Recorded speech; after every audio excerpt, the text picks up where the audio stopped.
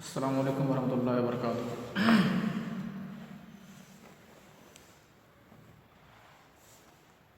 نحو رابعہ۔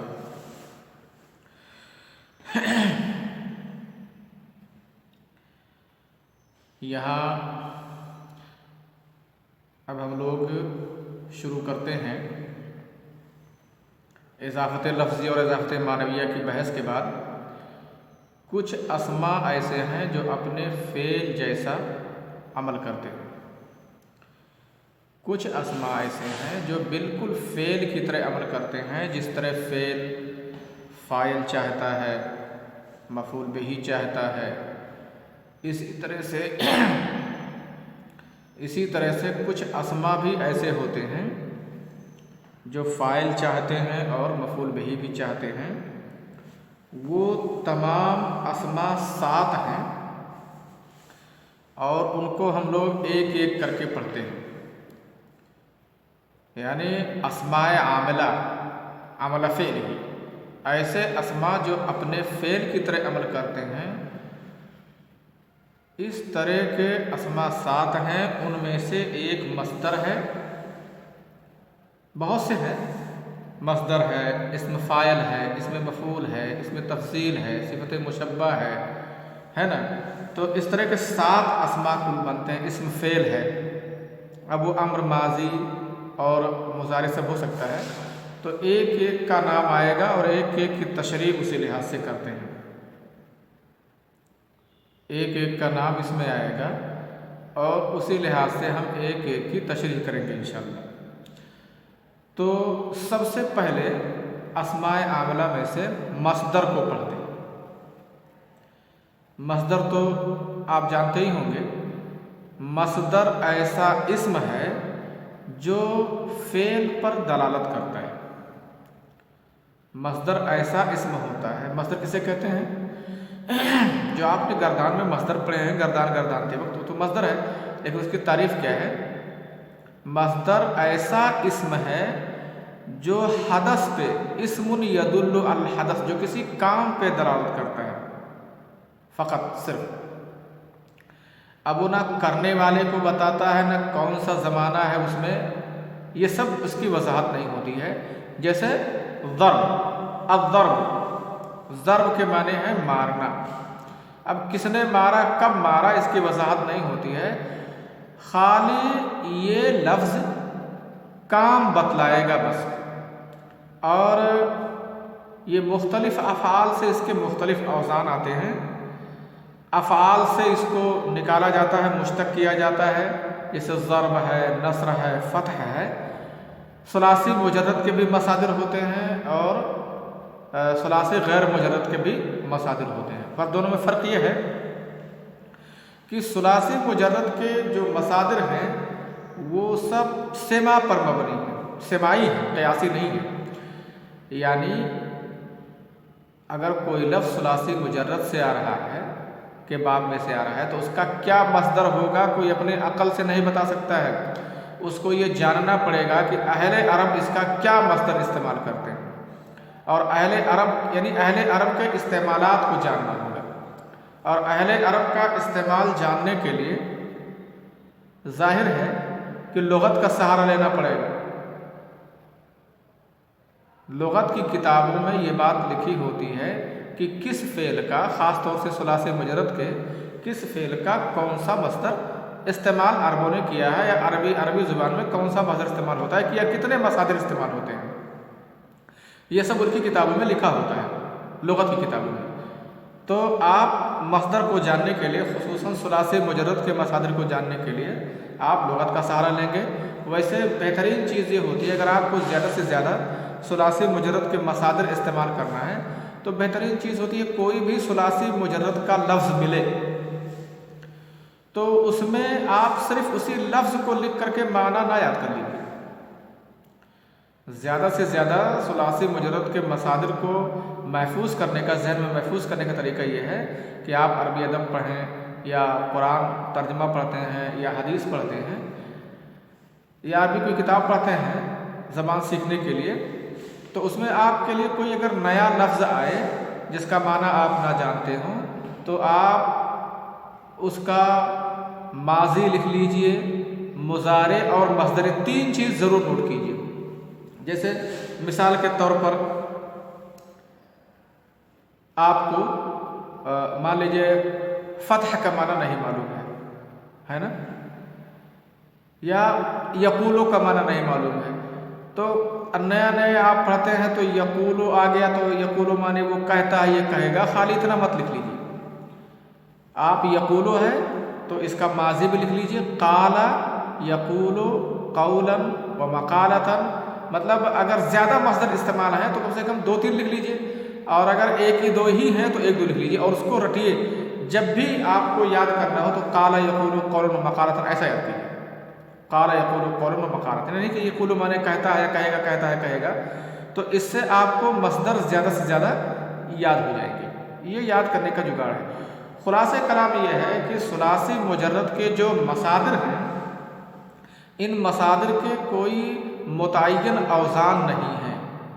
آپ نے صرف کتاب میں نے دیکھا ہوگا 44 اوزان لکھے ہوئے ہیں کہ ثلاثی مجرد کے مصادر ان اوزان میں سے کسی ایک وزن پر آ سکتا ہے۔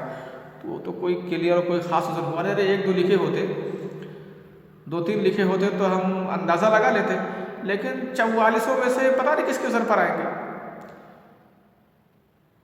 تو یہ بات، اس کا مطلب اس سے یہ بات کلیئر ہوئی کہ کوئی فکس نہیں ہے ثلاثی مجرد کے مصادر۔ اب مصدر آپ سمجھ گئے، مصدر سو کہتے ہیں۔ ثلاثی مجرد کے مصادر بھی ہوتے ہیں اور وہ غیر مضبوط یعنی غیر محفوظ ہیں، سب سماعی ہیں، قیاسی نہیں۔ لیکن ثلاثی مجرد کے علاوہ جو دیگر افعال ہیں، جیسے رباعی مجرد، ثلاثی مزید فی، بے حمزہ وصل، با حمزہ وصل، جو باقی ابواب ہیں ان کے مصادر کے اوزان محفوظ ہیں، متعین ہیں۔ ان کی گردان اگر صرف آپ کو یاد ہے اور یہ پتہ چل جائے کہ یہ لفظ کی ثلاثی مجرد کے علاوہ دیگر ابواب میں سے یہ کس باب سے یہ لفظ ہے، تو آپ کو اس کے مصدر تک پہنچنے کے لیے کوئی دشواری نہیں ہوگی اگر آپ کو گردان یاد ہے۔ اور میں امید کرتا ہوں کہ آپ لوگوں نے اولا ثانیہ میں گردان، ثالثہ میں ملا کر کے گردان یاد کر لی ہوگی۔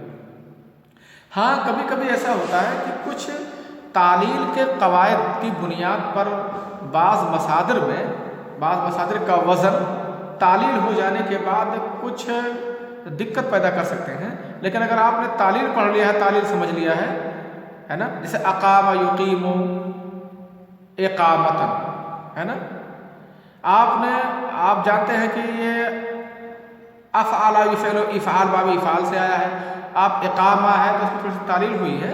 تو آپ اگر تعلیل کے قواعد پڑھے ہیں تو تعلیل کی قواعد کی بنیاد پر، تعلیل کے تقاضا کی بنیاد پر اگر کوئی لفظ میں معمولی ہیرا پھیری ہوئی ہے، معمولی رد و بدل ہوا ہے، کچھ تخفیف ہوئی ہے یا کچھ حذف ہوا ہے، تو آپ اس کو جان لیں گے، تو اس کو وزن میں تبدیلی نہیں بولیں گے۔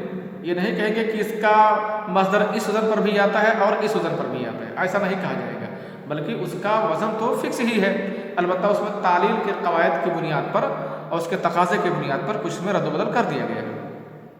تو مصدر آپ جان گئے۔ یہ میں مصدر کیوں پڑھا رہا ہوں؟ مصدر سے پڑھا رہا ہوں کہ تاکہ آپ جانیں کہ مصدر بھی فعل جیسا عمل کرتا ہے، مصدر کا بھی عمل بالکل فعل کی طرح ہوتا ہے، چند شرطوں کے ساتھ۔ اس میں مجھے وہ چند شرطیں پڑھانی ہیں، مصدر نہیں بتانا ہے۔ البتہ کیونکہ کتاب میں یہ بات لکھی ہوئی ہے مصدر کی شروعات ہے مصدر سے، تو پہلے مصدر کی تعریف کرتے ہیں، پھر مصدر پہچانواتے ہیں، اور اب چونکہ مصدر ثلاثی مجرد کا بھی ہوتا ہے اور غیر ثلاثی مجرد کا بھی ہوتا ہے، تو اس کے بارے میں تھوڑی سی بات کرتے ہیں۔ تو جتنی ساری باتیں لکھی ہوئی ہیں میں پڑھ دیتا ہوں، سمجھا دیتا ہوں، اور میں امید کرتا ہوں کہ اس سے پہلے بھی آپ نے یہ ساری باتیں پڑھ لیا ہوگا، سن لیا ہوگا اور سمجھ لیا ہوگا۔ تو جو مصدر ہوتا ہے وہ خالی کام بتاتا ہے، اس میں نہ کوئی زمانہ پتہ چلتا ہے اس سے اور نہ کوئی کرنے والا پتہ چلتا ہے، صرف مصدر سے۔ اور یہ افعال سے مشتق ہوتے ہیں، اور یہ ثلاثی مجرد کے بھی مصادر ہو سکتے ہیں اور غیر ثلاثی مجرد کے بھی مصادر ہو سکتے ہیں۔ اگر ثلاثی مجرد کے مصادر ہیں تو ان کا کوئی فکس وزن نہیں ہے، اور اگر غیر ثلاثی مجرد کے مصادر ہیں تو ان کے وزن بالکل فکس ہیں، جیسے افعال، انفعال، استفعال، فعللا، تفعلل، افعلال، افعوال، وہ بہت سارا آپ نے پڑھ لیا ہوگا۔ اب اس میں یہ بتا رہے ہیں کہ مصدر کے عمل کرنے کی کون کون سی شرطیں ہیں۔ آپ نے مصدر جان لیا، مصدر، اور مصدر میں آپ یہ بھی جان لیجئے کہ مصدر معروف کا بھی مصدر ہوتا ہے اور مجہول کا بھی مصدر ہوتا ہے، البتہ شکل اس کی ایک ہی ہوتی ہے، ترجمے میں تھوڑا سا فرق ہو جائے گا۔ تو یہاں مین بات جو کرنی ہے وہ مصدر کے عمل کے تعلق سے بات کرنی ہے۔ اب مصدر کے عمل کے تعلق سے ایک بات، اس کی شرطوں میں سے ایک شرط جان لیجئے، ویسے اس کی کل ملا کر کے 8 شرطیں ہیں۔ مصدر کے عمل کرنے کی کل ملا کر کے 8 شرطیں ہیں۔ وہ 8 شرطوں کا ابھی میں نام بتا دے رہا ہوں، وہ 8 شرطیں آپ یاد کر لیجئے اور کل میں اس کو سمجھا دیتا ہوں۔ پہلے اس چیز کا نام یاد کر لینا ضروری ہے۔ تو 8 شرطیں کیا ہیں؟ نمبر 1، پہلی شرط یہ ہے ان یصح ان یحل محلہ فعل مع ان او فعل مع ما۔ پہلی شرط یہ ہے کہ اس مصدر کی جگہ پر فعل ان کے ساتھ یا فعل ما کے ساتھ لانا درست ہو۔ ابھی اس کو اتنا سمجھیے، پھر میں اس کی ایک ایک تشریح مثال کے ساتھ کرتا ہوں۔ پہلی شرط کیا ہے کہ اس کی جگہ پر فعل، اچھا تھوڑا سا یہ گنجلک لگ رہا ہے تو چلو اس کو بتا دیتا ہوں۔ جیسے اعجبنی ضربک زیدا، مجھے اچھا لگا تمہارا مارنا زید کو، تمہارا زید کو مارنا مجھے اچھا لگا۔ اب ضرب جو ہے، ضربو کا، ضرب یہ مصدر ہے اور کا یہ مضاف الیہ ہے جو فاعل کی نیابت کر رہا ہے، اور زیدن یہ ضرب کا مفعول بھی ہے۔ یا یعجبنی ضربک عمرا، تو یہاں آپ ایسا کر سکتے ہیں اعجبنی ضربک زیدا، اعجبنی ان ضربت زیدا، دیکھو ان ضربوں کی جگہ پر ان اور فعل لے آئے۔ یا یعجبنی ان تضرب عمرا، یعجبنی ان تضرب عمرا، تو ان اور فعل کا رکھنا صحیح ہے۔ اچھا ما، ایک بار جان لیجئے ایک خاص بات کہ ان اور فعل کہاں رکھیں گے اور ما اور فعل کہاں رکھیں گے۔ جب ماضی یا استقبال مراد ہوگا تو ان اور فعل رکھیں گے، اور جب حال مراد ہوگا تو ما اور فعل رکھیں گے، اور یہ ما یا ان یہ سبھی مصدریہ ہوتے ہیں۔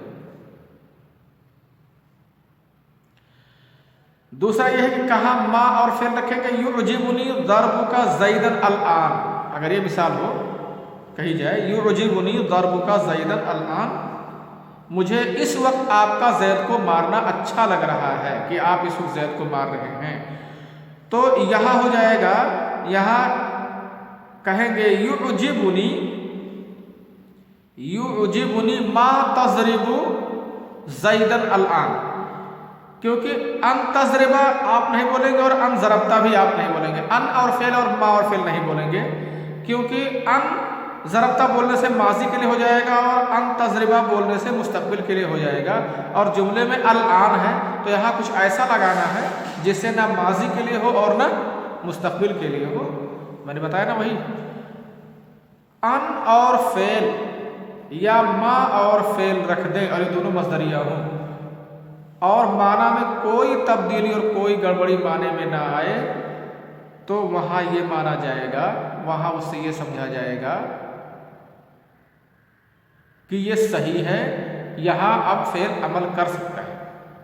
ابھی ایک شرط ہوئی، تو پہلی شرط کا نام آپ یاد کر لیجئے کہ اس مصدر کی جگہ پہ ان اور فعل، کون سا فعل؟ وہی مصدر کا فعل بنا دیجئے، ماضی یا مضارع، ان اور فعل، جیسے اعجبنی ضربک زیدا، تو اعجبنی ان ضربت زیدا، یا یعجبنی ان تضرب زیدا، वही मस्दर का फिर बना लीजिए और अन दाखिल कर दीजिए या मा दाखिल कर दीजिए। और अगर हाल का माना लेना है तो मा मान लीजिएगा, और अगर माजी या मुस्तकबिल का माना लेना है तो वहाँ अन मान लीजिएगा। तो उस मस्दर की जगह पर मा और फेल या अन और फेल का रखना दुरुस्त हो, एक शर्त। ऐसी 8 शर्तें हैं, ऐसी कुल मिलाकर के 8 शर्तें हैं। तो आप इसको मस्दर के बारे में जो बातें बताई गई हैं उसे जानिए। दूसरी शर्त यह है कि वो मुसग्गर ना हो, यानी उस मस्दर की तस्गीर ना लाई गई। जैसे अजबनी ज़ुरैबो का ज़ैदन, तो कहना सही नहीं है। जब मस्दर की तस्गीर ले आई जाएगी तो वो मस्दर अमल करने के लायक नहीं रह जाएगा। तीसरी शर्त यह है कि वो मस्दर वो ज़मीर ना हो कि वो ज़मीर लौटे मस्दर की तरफ और फिर उस ज़मीर को मस्दर के कायम मकाम मान करके आप अमल दिलाएं। जैसे ज़रबनी ज़ैदन हसनुन व हुवा अमरन कबीहुन, ज़रबी ज़ैदन हसनुन, मेरा ज़ैद को मारना अच्छा है और वो अमर को बुरा है, यानी मेरा अमर को मारना बुरा है। तो कल मैं इंशाअल्लाह आप लोगों को मस्दर के अमल करने की शर्तें, एक एक शर्त का नाम और उसके बाद उसकी पूरी तशरीह बताऊंगा। कल इंशाअल्लाह इसकी पूरी तशरीह में बताऊंगा। अच्छा, किताब में आप थोड़ा पढ़ के आइएगा ताकि आपको का भी जहन उस तरफ मायल रहे। किताब में सारी शर्तें लिखी हुई हैं, वो तमाम शर्तें आपको मालूम हो जाएंगी। मैं तमाम चीज़ों को पढ़ करके समझा दूंगा, बता दूंगा, लेकिन थोड़ा उसका खलफिया आपके जहन में रहे थोड़ा सा, तो हमको समझाने में आसानी होगी बात। ठीक, तो कल मस्दर की बात इंशाअल्लाह होगी कि मस्दर, अच्छा एक शर्त हो गई। अब इसमें और सारी बातें लिखी हुई हैं तो उसको आप पढ़ लीजिएगा और समझ लीजिएगा। ठीक है, अच्छा, अस्सलाम वालेकुम रहमतुल्लाहि व बरकातहू।